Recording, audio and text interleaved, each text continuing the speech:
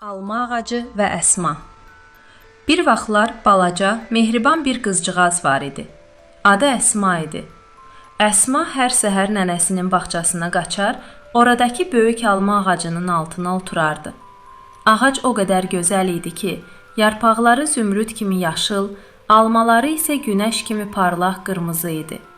Bir gün Əsma ağaca baxıb dedi: "Ay alma ağacı, sən niyə hər gün belə gülümsəyirsən?" Ağac yumşaq səsi ilə cavab verdi: "Mənim dostlarım var.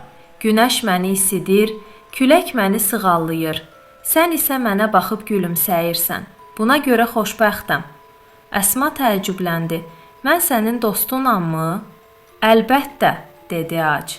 "Amma dostluq paylaşmaqla böyüyər." Əsma düşündü.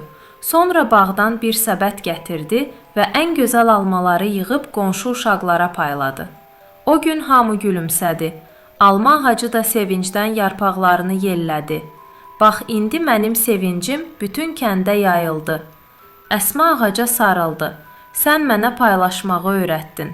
Sən isə mənə dostluğun nə qədər gözəl olduğunu xatırlatdın," dedi ağac. O gündən sonra hər payız alma ağacı ən parlaq almalarını Əsmaya hədiyyə edərdi.